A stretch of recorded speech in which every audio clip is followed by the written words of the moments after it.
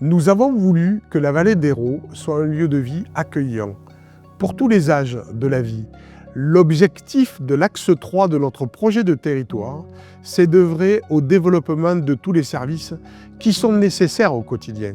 Pour la santé, par exemple, avec l'arrivée du scanner, et le bien-être de toutes et tous, en plus de tous les services de proximité. La communauté de communes est au plus proche des habitants au quotidien pour leur faciliter la vie et donner à toutes et à tous l'accès aux meilleurs services depuis le plus jeune âge.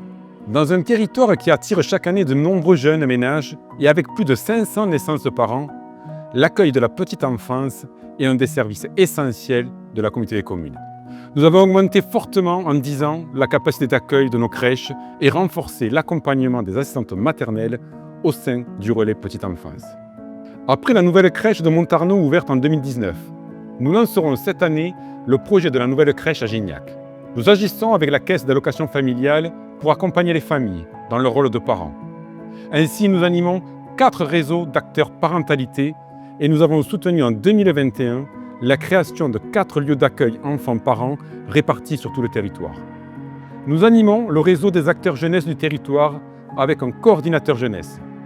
Nous avons créé en 2023 un festival annuel dédié à la jeunesse auquel participent plus d'1 million d'adolescents et de jeunes. Nous finançons chaque année 20 stages de préparation au BAFA. Le sport est aussi une composante de notre politique pour les familles et la jeunesse.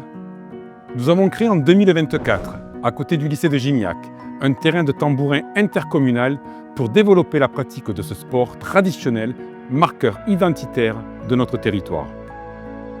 Labellisé Terre de Jeux en 2021, notre territoire a multiplié depuis 5 ans les initiatives pour favoriser le sport santé pour tous et à tout âge. Nous accueillerons bientôt une antenne de la Maison Sport Santé au sein du pôle santé à Gignac, équipement majeur que nous avons fortement contribué à créer en 2022. Enfin, notre action volontariste pour offrir des solutions de mobilité douce en alternative à la voiture a été décisive.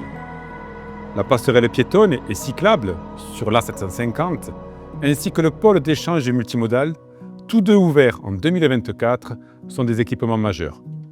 Et nous avons développé la même année de nouveaux services avec l'autopartage et le transport à la demande.